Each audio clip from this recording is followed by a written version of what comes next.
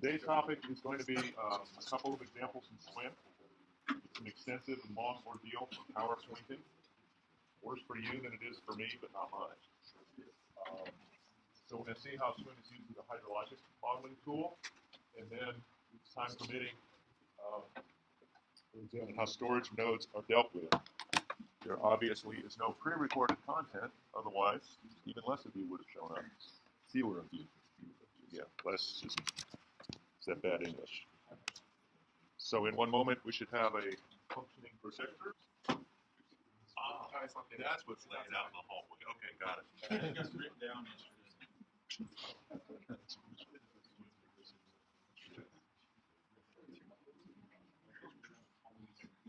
All right, we'll have to make sense of that. That's not necessarily bad. It's going to be confusing when I start trying to draw on it.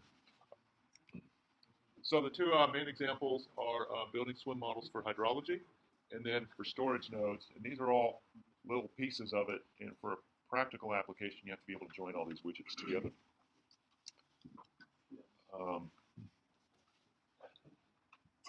It's just text that's less disruptive.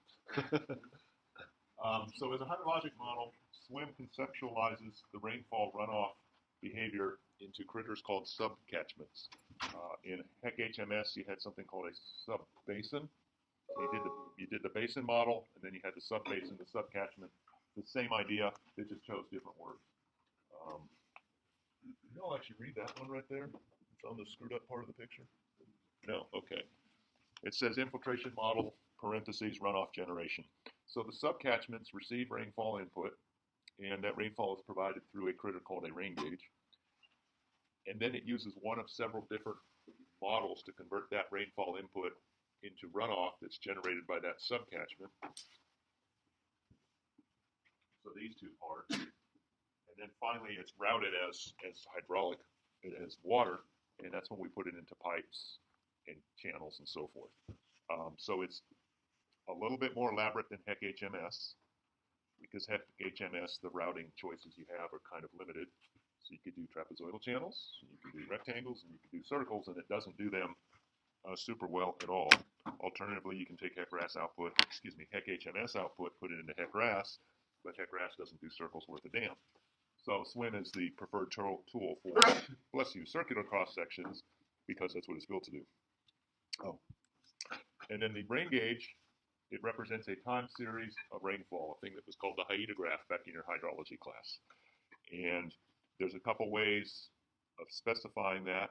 One is using elapsed time, which is my personal preference, but you can also use date and clock time, which is the preferred way of doing it in practicing engineering, because it makes your time arithmetic practically impossible, so that you can get a lot more billable hours passed on to the client when you're trying to figure out what time is going on. A wee bit cynical there, but clock time versus elapsed time ultimately leads to some interesting problems when you get the date wrong or the start time incorrect.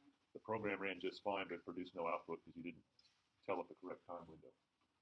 And that's something you all have to deal with when you do this stuff for work. So as an example, let's consider this fairly simple drainage situation. We have two parcels. The one to the left, it's barely visible to you because there's no screen, is 2.5 acres. Somebody has already discovered for us that the average slope on that parcel to the inlet, which is indicated by this blue box, and we'll do inlet hydraulics later in the class, is 0.01 dimensionless, 1% for those of you at home without a calculator. That's actually kind of steep for a parking lot, but so be it. So 2.5 acres, and the flow path length is 250 feet, and 40% of that is impervious. The other 60% is made out of some kind of soil. The second parcel is this 4-acre parcel, which is to the right. Its average distance is 474. Its flow path is 475 feet. It too has a slope of 1%, and it is 15% impervious or 85% soil. Okay, so impervious, you take perfectly good soil, and you get out the asphalt, and then you spray paint it with Teflon and some other stuff, and we treat that as impervious. So if you were thinking of runoff coefficients in the rational method, for instance, that impervious portion would have a runoff coefficient close to last class, the one class semester, before this one called hydrology. It did rational method in it. Runoff coefficient for Teflon coated pavement is, oh, you're all pathetic, okay? Pathetic. That's getting recorded. Pathetic. Okay, how about the runoff coefficient for big old chunky gravel with huge permeability? Who can regurgitate on command the rational runoff equation to estimate peak runoff from a watershed of known areas? What's CIA? Central Intelligence Agency?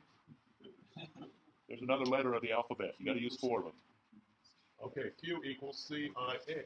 Excellent. Gravel. Big chunk gravel. Bowling ball size of gravel. You pick one up and throw it at each other, you're going to get in a fight. Unless you're the first one hit, and you're going to be sitting there flipping, and red stuff's going to come out of you. So when it rains, does water come off of that, or does it soak into the ground? It soaks into the ground. Excellent. So what would the runoff coefficient for that situation be? 1? Are you idiots? No. If it soaks into the ground, it produces no discharge. So it'd be close to 0. Okay, now I'm going to pave over that gravel, fill it up with asphalt and concrete and floor sweepings and cat food and clay, and then spray paint it on top, and then spray paint it, put some polymers, a little bit of leftover hazardous waste, because it's a good place to use it, to make a parking lot out of it. And it rains on that. How much of the water goes into the parking lot? Soaks in. None. So the runoff coefficient, this time if you all say 1, you're winners, is close to 1. Okay, good. That was your hydrology review. Wow. And I forgot what I was going to say before that, so y'all got me all messed up. So we have 4 acres, 15% impervious. That 15% runoff coefficient close to 1. The other part close to whatever it is, based on the soil. Okay, good. And we've been, our design task, the whole point of doing this, other than me getting all like intensely crazy, is to size the pipe so that the velocity is between 3 and 7 feet per second. And on the drawing, there's these black lines here that represent some sort of subsurface piping system to take all that runoff from those 2 parcels and make it go away, because that's the whole point of drainage engineering. Is we want to rain on it, contaminate it, and then transport it off and put it into bottles and slap a Fuji sticker on it and say it came from an island in the South Pacific and it's yummy to drink. So this first segment going from the left panel to a junction box is 500 feet of pipe. We don't know what slope it's on, but we are told that we can't get too steep, no greater than 1%. And then from the junction box on south, it's another 700 feet of pipe. And then this second parcel, the 4-acre parcel, connects with a short 30-foot section of pipe. And we want to pick how big around those pipes are going to be. We probably want to put how deep under the ground they're going to be, and we want to accommodate the discharge from the area. Okay, so here's SWMM as a hydrology model. I screen captured the drawing, and it's now been loaded into a SWMM computer program. So we started the computer program, get the drawing canvas, load in the backdrop. You don't have to load in the backdrop, it's just easier. And now we're going to go ahead and start to build components. There's a couple of important ones here. We'll probably put this, is going to be represented by an outfall. Junction slash inlet, junction slash inlet. And then those lines are pipes. And then we also have to accommodate the 2 areas. So 3 nodes and an outfall. So in this figure here, there's nodes 1, 2, and 3. We could have labeled them A, B, and C, but Motown Records didn't give me permission to use that today. So nodes 1, 2, and 3, and they're labeled on the drawing. How do you think I did the labels? There's 2 ways. I could have done it with text input. I probably didn't. I probably actually named the nodes in the node identification, node 1, 2, and 3. So you can name the nodes when you build your computer program anything you want. I think you're limited to 8 or 9 characters, but that's usually enough. And then the outfall node. Okay, next thing we need to do is understand the invert elevations.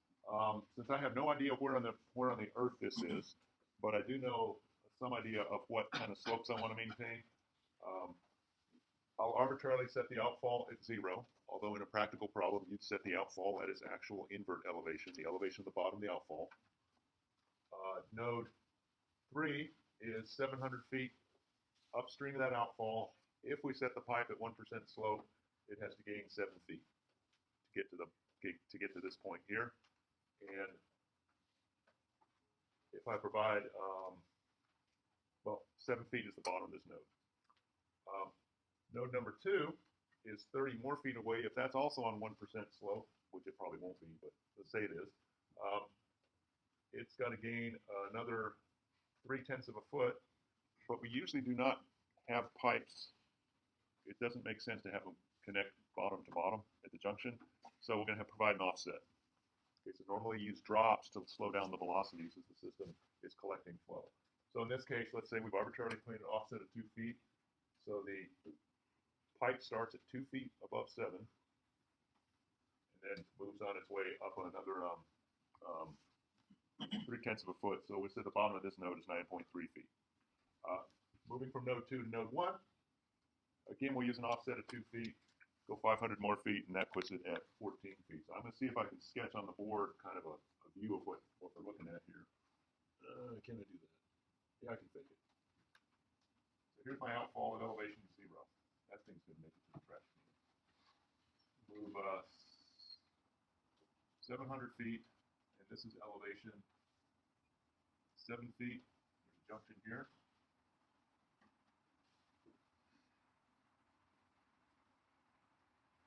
So at 9 feet is where these pipes come in. So the pipe I'm drawing to the left is the 700, 500 footer. Oh, that's not, yeah, 500 feet.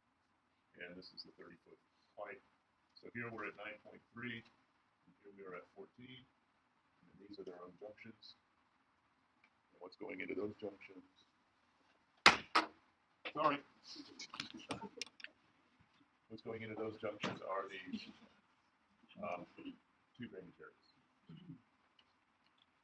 Okay, and so that's something that normally you have to do ahead of time because it's not easy to mentally, well, with 3 things you can mentally conceptualize it just fine. But with 30 things or 90 things, you're going to need to draw this stuff ahead of time, at least to have your notes prepared. Okay, so it rains on this, comes to this junction box, and we don't even know what the elevation of the land surface is, although it's got to be bigger than 9, it makes no sense. Falls down here, comes in this pipe, this one rains on here, falls down here, comes in that pipe, they meet there, and they work their way out to the outlet. So everyone clear on what we're trying to simulate here? Okay, good. Let me erase that. So we'll start with 3 pipes. We'll arbitrarily make them 2-foot diameter because that's what was laying out in the backyard. Concrete pipes, and they have a Manning's end of 0.013. And you either got that from the manufacturer because they all test for Manning's end. Just kidding. Or you looked it up in a book. And if it's, depending on the reference that you use, your Manning's end for smooth concrete pipe will be around that in that ballpark, 0.011 to 0.013. It's fairly typical. So we've now drawn the 3 pipes in our swim model, and they're shown here as pipes 1, 2, which is a rendering, and 3. And I probably should have called them pipe 1, pipe 2, pipe 3, but I was lazy. Now we have the 2 subcatchments. So to make the subcatchment, I choose my picture menu Beely thing, and I went here to that object right there, which is just to the right of the crying rain cloud on my interface, and it'll probably be the same on yours. And it's just to the left of the hamburger. And when you select that, then you have a drawing tool option. You have 2 things that you can do.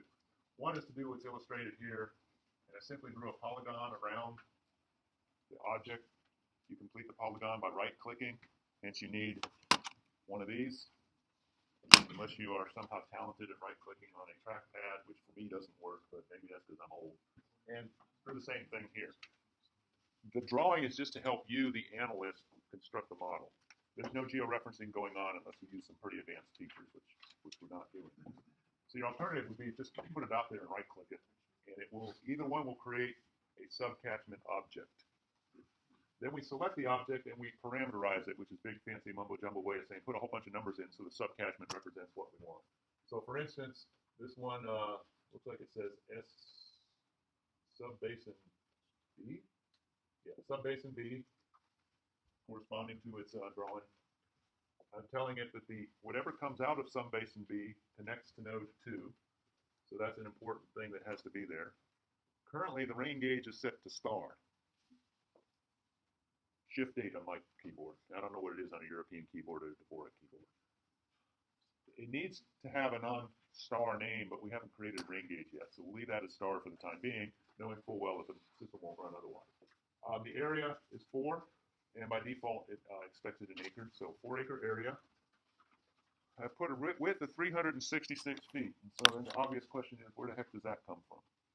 So the way SWM conceptualizes runoff from a subbasin is, regardless of the shape of the subbasin, it treats them internally as a rectangle, and that's just fine. It doesn't matter. Rectangles have a width, which you supply, you the user supply, and they can compute a length by doing the very difficult arithmetic of, can you see this in the back or need to write it bigger? Length equals area divided by width. Okay, so we entered area, and we enter width, and it computes a length, which you don't get to see, because they assume that you don't need to see. And implicit in this construction is that runoff is going to go this way.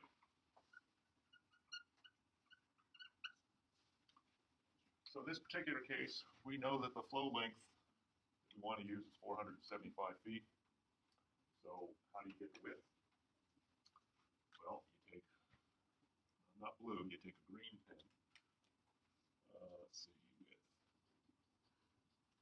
So here's what I think I did to come up with those numbers, but I may have just pulled them out of my data.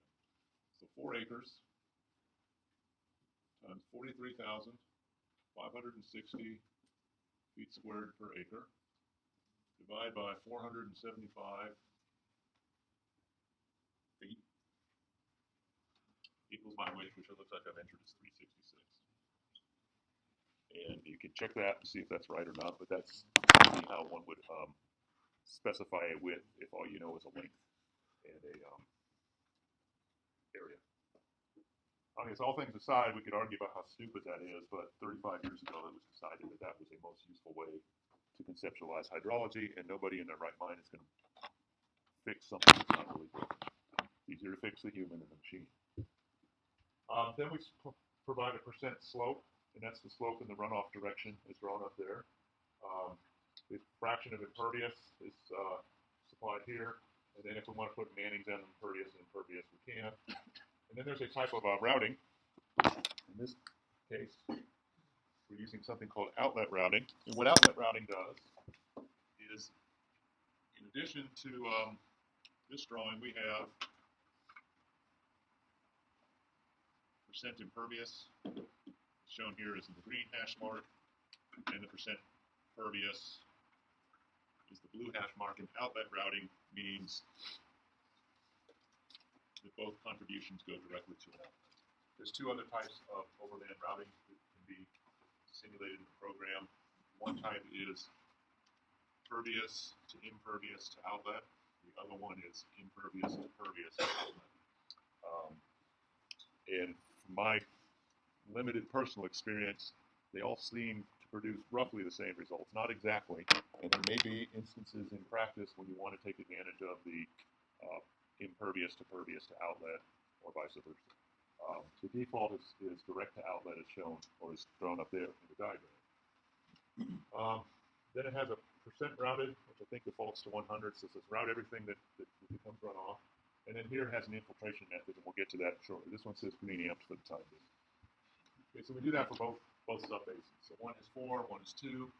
And then the widths and areas are entered, the percent impervious is entered, and we proceed forward. Then we have to choose a runoff generation method. So in this particular example, it states green amped here, but the presentation says, well, let's try to do rational method. And that would be a really nice thing to do, except SWM doesn't have rational method built in. Actually, I think most hydrology programs don't, now that I think of it more deeply. So we need some way to fake it.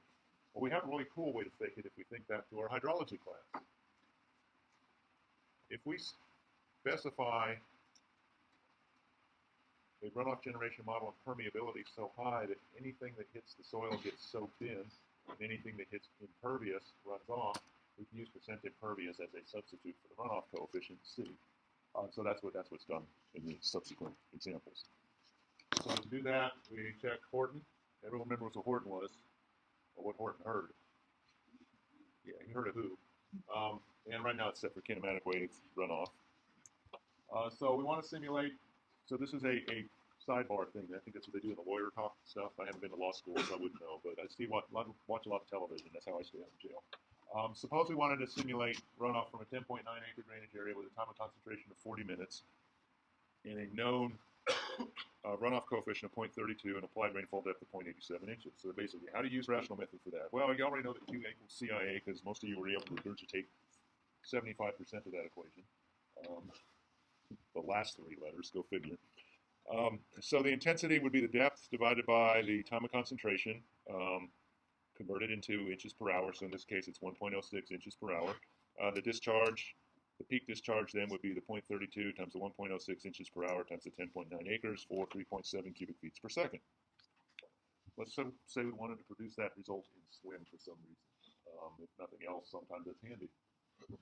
What do we have in SWM that's equivalent to that calculation? Well, we have a rain gauge, a catchment, and an outlet. So the rain gauge, we would supply a constant intensity of 1.06 inches per hour, because presumably we can calculate that ahead of time and just enter numbers. The catchment is going to be a 10.9 acre area. The outlet is just a place for water to go, and so you can attach a catchment to just an outlet. No pipes. I mean, it's just going to produce runoff and go away. To build a rain gauge, we click on the crying cloud thing, and we have to go ahead and enter a time series. So this one's going to be a very difficult time series, 1 inch an hour, and we'll put in a value of 1.06. And you notice the time here, instead of in hours and minutes, is just in increments. So if you enter time that way, and you leave the date off, it's going to treat this as elapsed time from the beginning of the simulation in hours. So if you want to do fractional hours, you can do 1.5, 2.5, and so on. That's a pretty cool thing, which I know you can't do in Heck HMS or Heck RAS. Or if you can, it's a pain in the butt because it's an Army product, not a EPA product. If we choose view, this shows me the 1.06 inches per hour for 6 hours. I'm pretty sure 6 hours of rainfall in a 10-acre watershed with those parameters ought to be able to make some runoff. Then we set the size of the watershed, so there's the area. Now we can mess with slope and width to get the times about right. Unfortunately, you have to do this one subbasin at a time. And then go ahead and run the simulation, and lo and behold, at equilibrium, we get the expected 11.6 cubic feet per second, bless you. But what we're interested in initially is when that happens. So it hits its first equilibrium, it hits its constant value at 50 minutes, but we know that our watershed is a 43-minute watershed. So if you really care, you could go back and start adjusting the width to try to change the arrival time. 1.65. You got it now between 45 and 50 minutes. And once we have that about right, then we can adjust our infiltration rate. So the maximum is at 10, the minimum is at 3, which is bigger than the rainfall, so anything that hits permeable soil goes away. Then we can supply percent impervious to get our runoff coefficient of 0.32. And now when we run the model, it will mimic a rational runoff calculation. Now using SWM model and rational runoff, there's a huge mental disconnect there, because basically you're using one of those mining machines with drills going every direction to try to kill a fly. But it's possible to fake rational method. So let's return back to our example. So here's our example with the background turned off. And it looks just like the example did without all the nice writing on it, and it should, because we went to a lot of trouble to make it look just like the example. Then we have to add a rain gauge. And so in this particular example, I've made up this goofy rain gauge here. The point being is you're not stuck with constant intensity rainfall. In fact, this one happens to be a cumulative type rain gauge. And so it's accumulating depth as time progresses. We told it in the rain gauge that it was a cumulative type rain gauge. The default is intensity. If you mix the two up, it really buggers things up, because the program will run, but it'll give goofy ass output, and you have to recognize that. Time series, and then this is called the test series. And so we'll apply this rainfall to that watershed drainage system. And when we go back to each of the subcatchments, we now tell it use rain gauge, name in this case rain gauge because I'm not very creative. The default rain gauge naming thing is numeric, 1, 2, 3, 4, and so on. So we do this for subbasin B. We do the same for subbasin A with its numbers. And now we can go ahead and turn things on, simulate rainfall. And these diagrams are showing the outflow in this pipe goes up, it spikes a few times. The velocity in pipe number 1 is around 5. The peak is around 5 feet a second. So I forget what our velocity targets were, between 2 and 10. You'd be pretty happy. And here's a water elevation profile in the system going from node 1 to the outfall, passing through the junction node 3, and we see that the water is completely contained in the system. And that's how to use SWMM as a hydrologic and hydraulic model combined into one thing, which is the full point of this. Okay, we can go a much different scale. So we can do SWMM as hydrologic models where instead of just 3 things, I think there's like 42 in this particular drawing here. Some idiot, myself, decided that it would be a good idea to model the runoff of each of those parcels in there, mostly to prove that you can do it.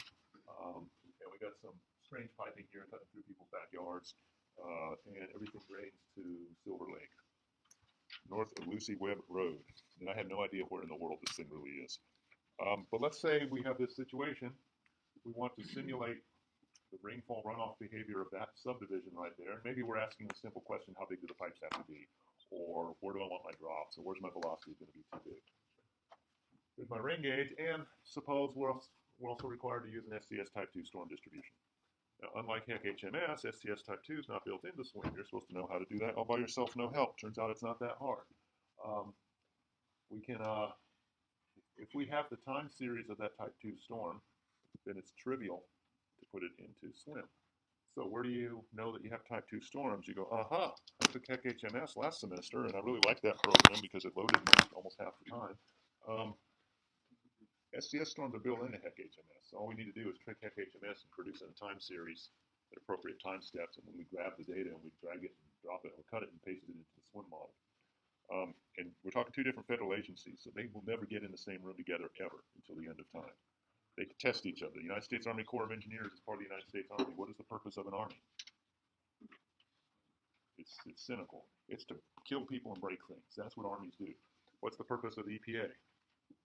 It's to make life wonderful and utopianistic for all of us. Those 2 organizations are never going to see things the same way.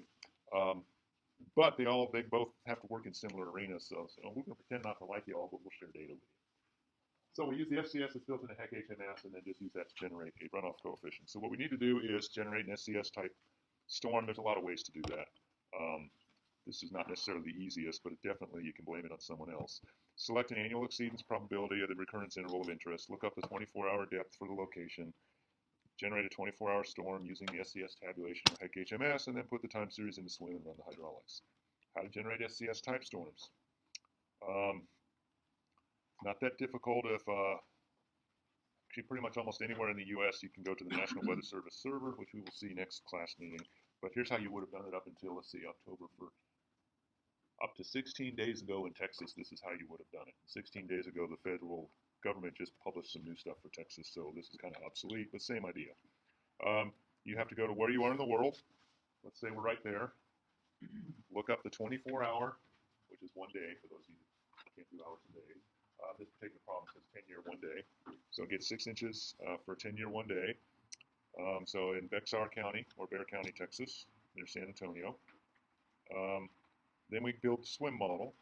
We'll open HEC HMS and generate an SCS storm. So a minimal HEC HMS model.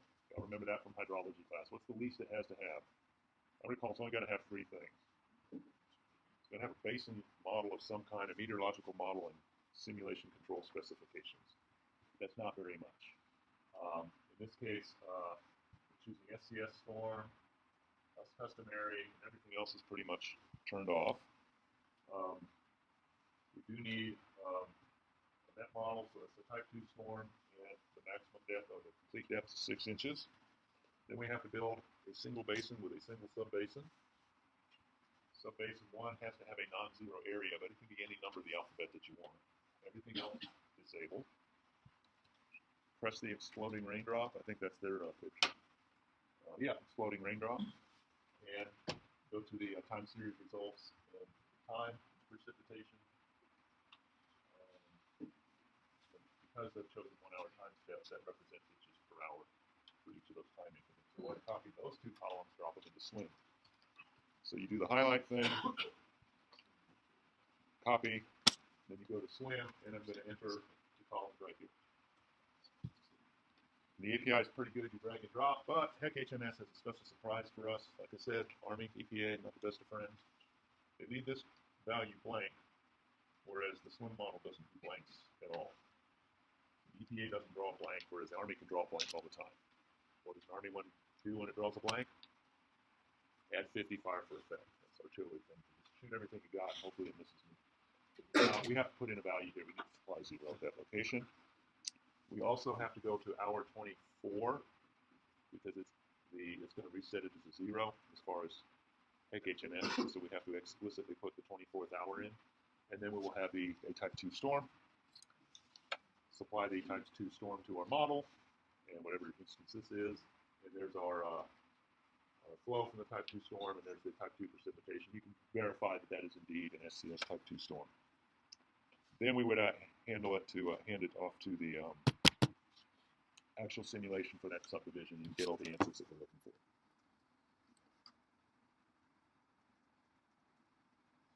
All right, let's take a look at some of these in action.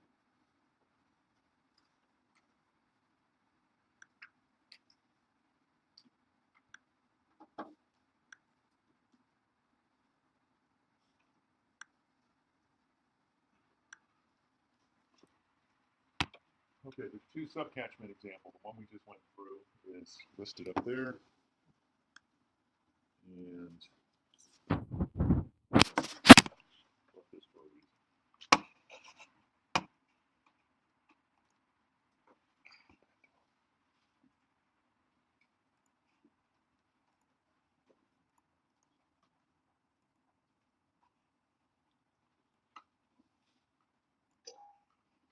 Well, that was quiet.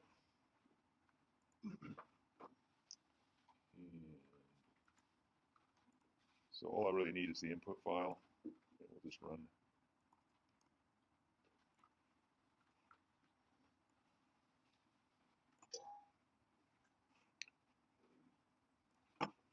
So rather than build it live, I'll just show you the input files.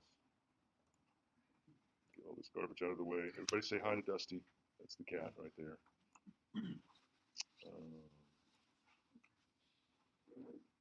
Come on.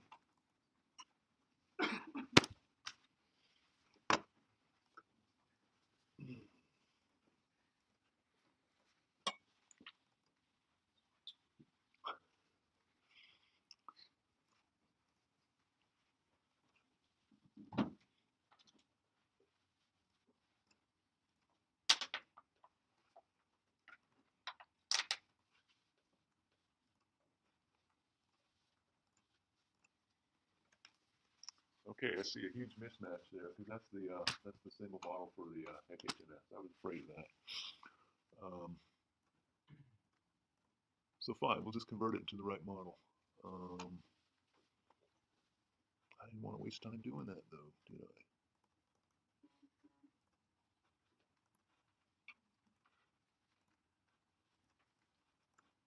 It's not behaving today. So we'll continue on with the presentation.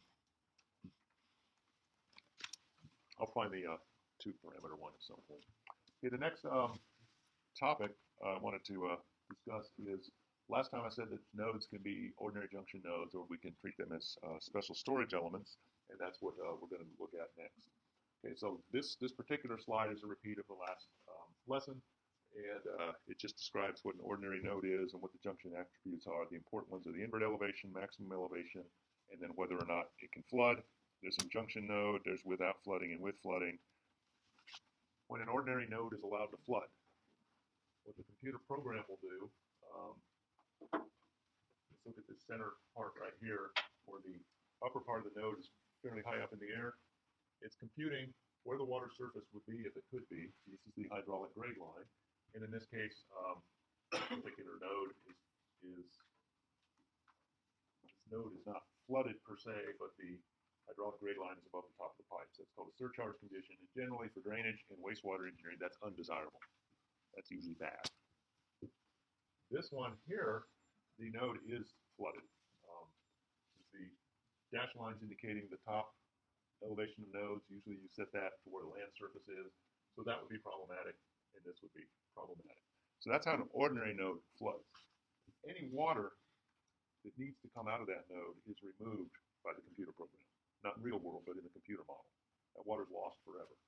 Where we know that in real world water isn't lost forever, it just shows up in our basement or in a car or something. So we can modify an ordinary node quite quickly by just turning the flooding option on and providing an area and a depth for flooding to occur. And so it will store water in this equivalent. I have this a circular tank, but it can be any shape you want it to be, as long as you know area and depth. It will store it and then release it back into the system when capacity is available. An alternative is to convert a node into something called a storage unit.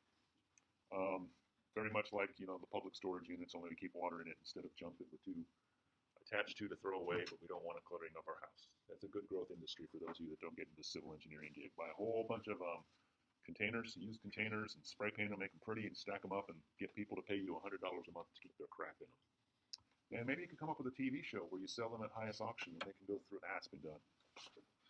Storage units. So a storage node explicitly considers storage. So it's put in there when we know we're going to have storage at that location. We can include both the subgrade storage and the storage up on the surface of the earth. So detention ponds, like the one that's out there near the parking lot that's probably full of water right now. That would be a storage unit in some sense. So storage node attributes. It has to have the same attributes as an ordinary node. So it has an invert elevation, it has a max depth. But we're also now explicitly providing the depth area relationships, either in a functional form or tabular. Everyone likes functional forms because they're quick and easy, myself included, but they're not very useful. So you usually use the functional form to get all the connectivity right, and you can switch to a depth. I think it's a depth area table. So given that I teach both softwares, actually all four of them, I get it very confused, but they all work kind of the same. But I think it's depth area and SWMM. If I'm wrong, which I'll find out in a few seconds, I will do an audible adaptation. Okay, so this is useful for detention ponds. You actually have a homework assignment where you're going to use a storage node, and you can parameterize it by looking at drawings. You can also use it to model multiple level input and output hydraulics, so riser inlets, an outlet that has a portion to a pipe, a portion over a weir.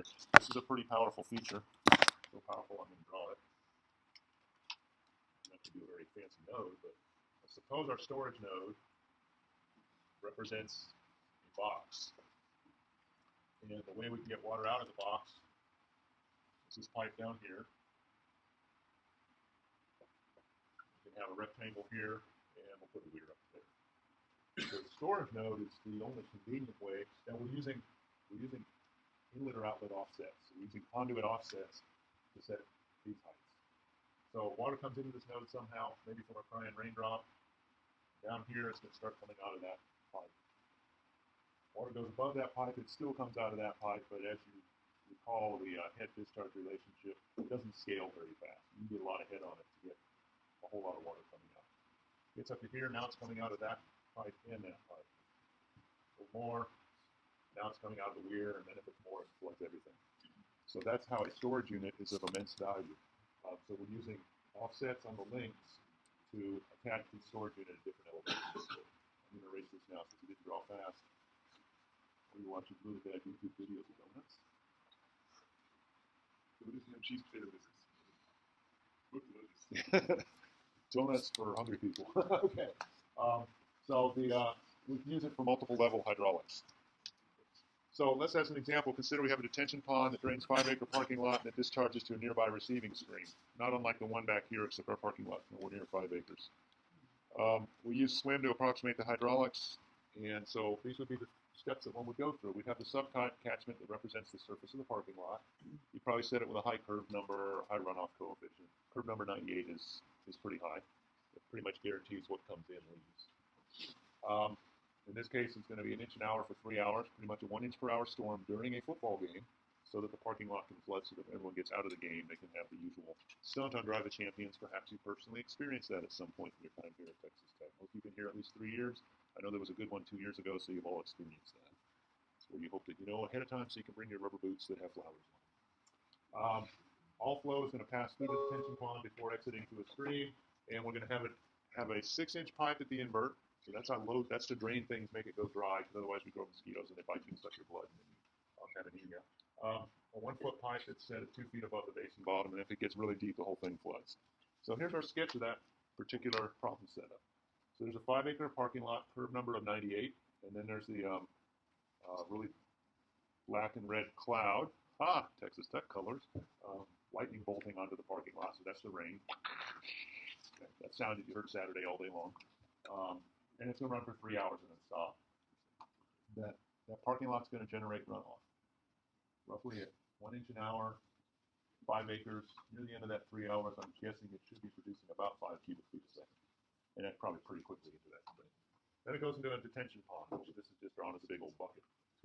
Now that bucket has a pipe in the bottom that's 6 inch, and then a pipe 2 feet off the bottom that's 1 foot. We'll connect them both with an ordinary node. So from this point onward, this is just modeling mumbo jumbo to make the hydraulics work right. And then we're going to connect it with a really large diameter pipe. So the purpose in life is to get water to the outfall without surcharging. Okay, so that's one way to do the setup. What we want to do now is understand how the detention pond is going to work. So first we have to have a picture of a detention pond. And there is a beautiful detention pond for detention pond 8-262-4 in Harris County. And you would have to be able to study this in great detail. The pond itself is just a hole in the ground with trapezoidal sides. And then there's these little berms on the bottom to make water come in here and have to go this wiggly way to get out. And so in Harris County, a lot of other counties in the United States, they combine the flood control aspect of a pond and the stormwater quality improvement aspect of the pond. So the first part of the volume of the pond is supposed to have this long, elaborate flow path, because the longer you keep water in the pond, all the solids fall out of the water and they take the orthophosphate and nitrate and all sorts of other nasty opiates, and then you go cattails with it. But if there's too much flow coming in, the last thing you're worried about is water quality. You want to keep it out of the basements. And so the deeper part of the pond is to simply store water and then release it at a more controlled rate. So we want to represent that as a storage node in SWM. How do we do that? Well, currently we don't know, but we're about to figure it out. We need to represent that pond as a depth area diagram into the computer program. So we're going to use the drawing to determine the depth area of the pond. Easy enough. You pick an elevation on the drawing. You know where the bottom of the drawing is, hopefully. The difference between those two is the word up there. Yeah, good. Then we find the pool area that's associated with that depth. Now those little berms at the bottom, we can choose to keep them or ignore them, depending on what depth we choose. Then we'll record the depth in the area. And I'm saying it's in acres, but I bet it's in square feet. But we'll see in a second when we look at the input. It tells you what it has to be. So we have the depth in the area. So our first one, let's pick a depth of 1/2 foot. So the pool elevation has elevation of 140. So there's 140.5 right there. So this should be corresponding to 140. If you look closely, you can see these survey elevations on there. And I decided to make it look like a load cell because I'm, and so I kept these berms and they're not part of the area. So you take that snake-like thing and you find the surface area of the snake. In this case, it's a 1/4 acre. Then we let the water get deeper. And so now we're at 1.5 feet. The pool area, that rectangle, corresponds to 0.35 acres. Let the water get deeper still. Pool area at 2.5 feet of total depth is corresponding to 0.55 acres. Deeper still, 0.7 acres. Deeper still, 0.9 acres. At 5.5 feet, we're at 1.2 acres. So that means this pond, that's a square pond, so that's 200 feet on a side. That's actually a pretty sizable hole in the ground that you wish you could put an apartment complex on and charge people $900 a month rent for a little hovel. And then we almost are, we're up at the berm. Any more depth and this thing's going to start to overflow. That pool area is 1.85 acres at 8.5 feet. So going from the drawing to get the depth surface area is not that difficult. It's really easy if it's rectangles. If it's not a rectangle, then you have to use those methods you learned in surveying or use a planimeter or represent stuff as a combination of rectangles. It's that advanced geometry and trigonometry. Y'all can do it except when you're yawning and not paying attention. Then we produce a depth area that is in square feet, so those acres have to be converted into square feet. Everyone in here knows that 1 acre is 43,560 square feet. And that's very useful to you, except when you leave the United States, because the rest of the world doesn't deal in acres, they deal in hectares. Hectare's like an acre, but he's a little bit bigger than an acre and a lot cleaner. He's like 2.3 acres. Depth, acres, and it's stored in something called a curve. And that curve becomes associated with the storage node. So instead of picking the circular node, I chose this thing right next to the French fry, the storage element. And then in the storage element, we have some various inputs, and hopefully I have the correct diagram for that already. We'll look at the input files. Then you would apply the rainfall. This is using curve number method, so it generates the runoff. And the red curve, red sharp fin here, is what's coming off of the watershed. That's what's going into the detention pond.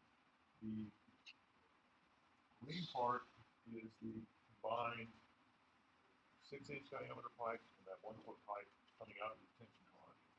And the area under those two, the red and the green, are the same. So what the detention pond is doing is it's taking all that volume and it's storing it and then releasing it over a longer period of time. The magenta is what's coming out of the 6-inch pipe. And so initially it goes up fast, and then once you start surcharging it, you don't get that much more gain, more depth. And then the blue is what's coming out of the 1-foot pipe. Whoa! So that is the other concept today, which was how to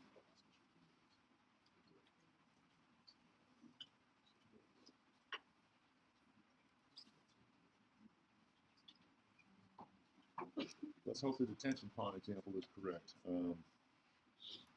Say charging is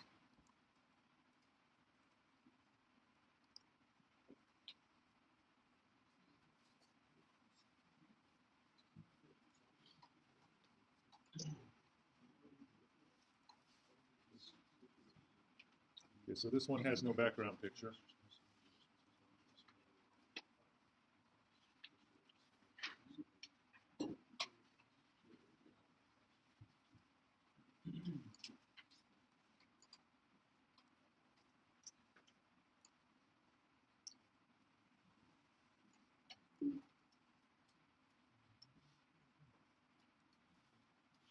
That's not the right file.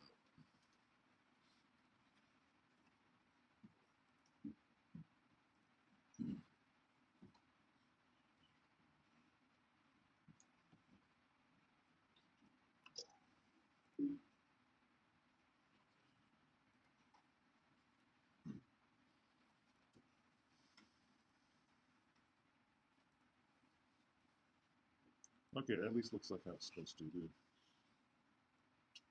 So the big black square is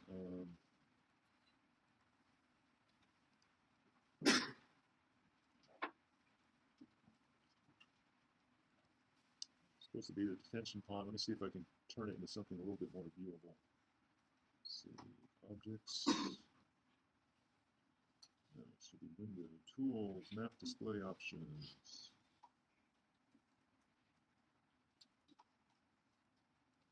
Okay, so on the Macintosh, it doesn't do the hash lines well at all. So I choose clear. So that black rectangle identifies the actual object to the user interface. So let's first take a look at our storm. So it says it's a 3-hour storm. Why do you think I chose 3 hours? As an homage to Gilligan's Island. 3-hour cruise, the weather started getting rough. The tiny ship was tossed, if not for the courage of the fifth. Hour 1, 2, and 3, we have 1 inch out. It's a fun song. You should watch it on some bad television. And then when you're hearing the theme song of Gilligan's Island, there's a guy I went to school with named Larry. Crazy Larry was his first name. Who could sing the words to that song but play the tune to Stairway to Heaven. It was phenomenal. No intoxicants were involved that I can remember. So there's our rainfall time series. If we choose to plot it, it's not very interesting. And I elected to start time at hour 1, so really, let's see, it goes from hour 1 to 2. I think this is correct. So that's my 3-hour storm. Here's my 5 acres, and I think 500 feet width is a default, so that's what it provides. Outlet is outlet routing. Because we're using curve number, all this other stuff really doesn't make a lot of sense. Our curve number is set to 98. The other two terms are deprecated, so you don't need, you have to have values there, but it doesn't use them. Here is my storage unit. And the important features here are storage curve. When I click on tabular, the curve is, hopefully it has tabular. Yeah. So the type of curve is tabular, and the curve name is detention pond.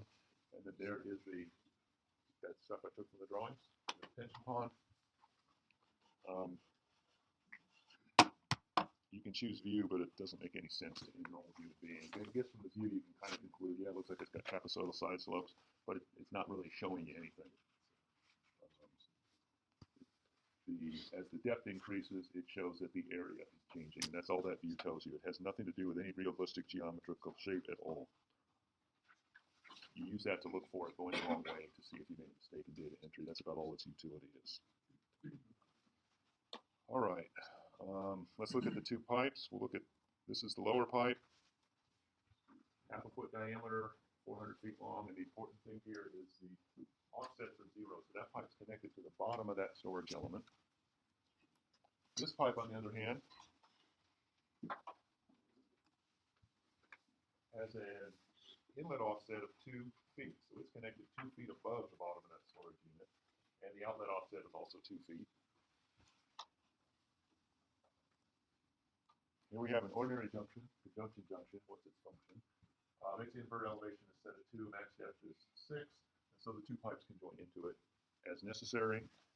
And then this last one should be a fairly large, 4-foot diameter conduit, and there's the outfall. And it's a Free Willy outfall, so the whale can jump over it.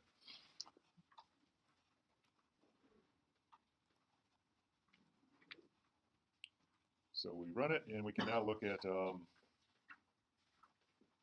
output.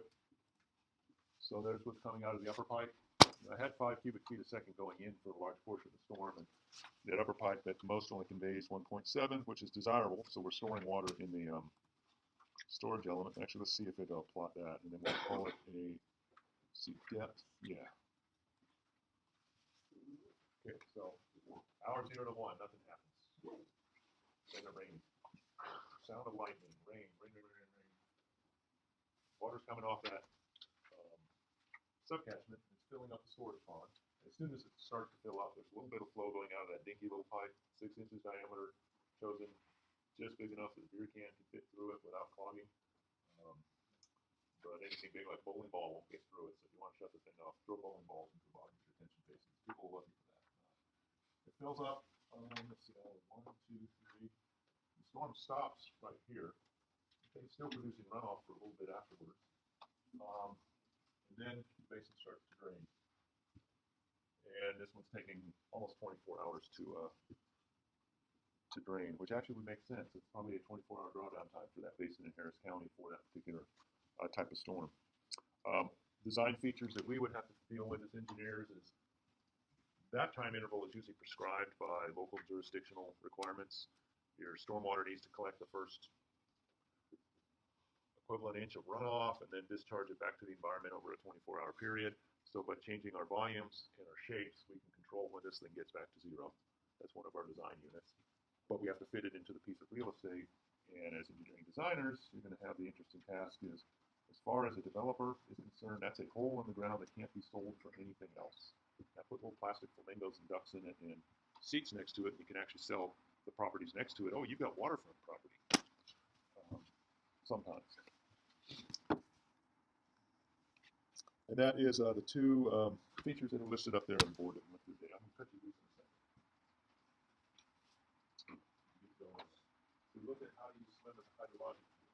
The concepts in there are the subbasin, the subcatchment. For its function, we have to define the subcatchment area, its width, runoff generation model. We apply rainfall to it, we call rain gauge. In the subcatchment, you have to tell it which rain gauge to get rainfall from. So the cool thing about SWM, compared to say hex HMS, do the same hex HMS, it's just harder. So because in SWM, you can have 20 different rain gauges. You just connect them willy-nilly to whichever you want, and then we simulate the sources. So you see them run as long as you get the same source. Or actually, see them all. It generates runoff, and that runoff is routed into your hydraulic network. So whether it's in pipes, as we've shown here, or open channels, we have to select both the routing method as well as define conduit. We also just look at storage. So each individual nodes as storage elements, which is also very useful in drainage engineering because it's not too hard to visualize when you know a street intersection is basically just a storage element. If the water gets too deep, it's going to fill up the street. We can treat it as storage elements and get a rough idea of the time it takes for a system to drain. All right, looks like you're all ready to go, huh? You're free to go. I'll see you Thursday. Have a great afternoon.